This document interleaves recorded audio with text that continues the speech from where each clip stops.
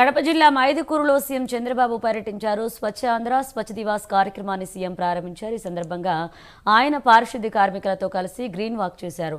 మైదుకూరులో రాయల centre నుంచి ZP high school వరకు green walk నిర్వహించారు. పేదరికం లేని సమాజం టీడీపీతోనే సాధ్యమని స్పష్టం చేశారు. తెలుగు గంగ హాంద్రినివా గాలేరు నగరితో రాయలసీమ రతనాల సీమ కావాలని పునాది వేశారని సీఎం చంద్రబాబు వివరించారు. పోలవరం ప్రాజెక్టు రాష్ట్రానికి జీవనాడి వంటిదన్నారు. పోలవరం పూర్తి చేయడమే తన కళ అని సీఎం చంద్రబాబు అన్నారు.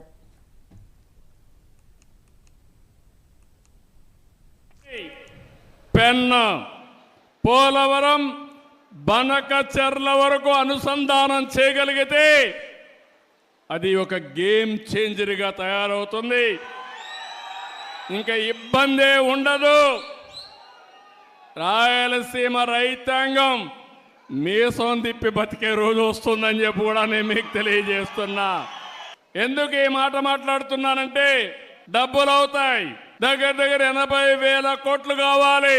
పోలవరం అయిపోతుంది.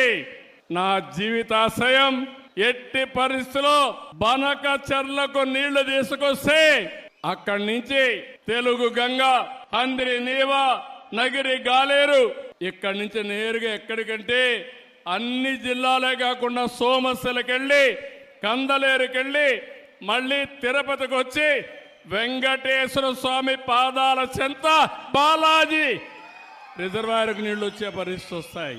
ఇది నా కళ. ఆ రోజు ఎన్టీ రామారావు గారు ప్రారంభించిన జల యజ్ఞం ప్రతి ఎకరాకు నీళ్లు ఇచ్చే బాధ్యత నాదని మరొకసారి మీ అందరికీ హామీ ఇస్తున్నా. ఎట్లొస్తాయని కూడా మీరు ఆలోచిస్తే పోలవరం నుంచి కృష్ణాకు వచ్చిన తర్వాత Nagar Sagar right main canal దగ్గర ఆ నీళ్లు తీసుకొచ్చి అక్కడ ఒక రిజర్వాయర్ కట్టి అక్కడి నుంచి ఇంకా ముందుకు తీసుకుపోతే ఏదైతే వెలుగొండ ప్రాజెక్టు ఉందో అక్కడ కూడా నీళ్లు ఇచ్చి అక్కడి నుంచి నల్లమలై ఫారెస్ట్ కట్ చేస్తే లోపల ఒక టన్నల్ వేస్తే నేరుగా బనకచెర్లకు నీళ్లు వస్తాయి. ఎవరు ఊహ రాలేదు. కానీ నేను అనునిత్యం ఆలోచిస్తున్నా, రాయలసీమ రుణం ఎట తీర్చుకోవాలి. నేను కూడా పుట్టింది రాయలసీమలో, పుట్టా రాయలసీమ బిడ్డ. ఈ రుణం తీర్చుకోవాలనుకున్నప్పుడు రాష్ట్రాన్ని అభివృద్ధి చేస్తాం. కరువు జిల్లాలైన రాయలసీమని అభివృద్ధి చేసే బాధ్యత తీసుకుంటానని చెప్పి కూడా నేను మీకు తెలియజేస్తున్నా. ఇప్పుడు నేను ఆలోచించింది పోలవరం నుంచి దగ్గర ఒక 200 నుంచి 300 టీఎంసీ నీళ్లు రాయలసీమకు వస్తే ఇంకా రాయలసీమను ఎవ్వరూ పట్టలేరని చెప్పి కూడా నేను మీకు తెలియజేస్తున్నా. ప్రగతి వైపు పరుగు పెట్టే పరిస్థితి వస్తుంది. అందుకే పోలవరాన్ని మళ్ళీ పట్టాలెక్కించాం. ఈ రోజు ఇక్కడికి వచ్చాను. పోలవరం మీరు చూస్తే పోయిన ప్రభుత్వం డయాఫామ్ వాల్ని ముంచేసి పోలవరం ప్రాజెక్టు గోదావరిలో ముంచేశారు. ఈ రోజే మళ్లీ కేంద్ర సహకారంతో 12,200 కోట్ల రూపాయలు ఫేజ్ 1 కింద డబ్బులు ఇస్తే డయాఫామ్ వాల్ కూడా ప్రారంభిస్తున్నాం. 2 సంవత్సరాల్లో పోలవరం పూర్తి చేస్తామని మీ అందరికీ హామీ ఇస్తున్నా.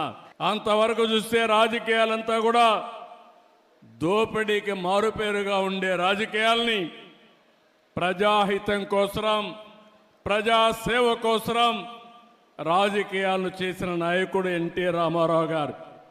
మీరు ఒకసారి చూస్తే రాజకీయం అంటే పెత్తందారి విధానం కాదు, పేదల జీవితాలు మార్చేది రాజకీయం అని చెప్పి చేసి చూపించిన నాయకుడు ఎన్టీ రామారావు గారు. మీరు ఒకసారి చూసినప్పుడు బీసీలకు మొట్టమొదటిసారిగా స్థానిక సంస్థల్లో రిజర్వేషన్లు పెట్టిన వ్యక్తి ఎన్టీఆర్ అని చెప్పి నేను మీకు తెలియజేస్తున్నా.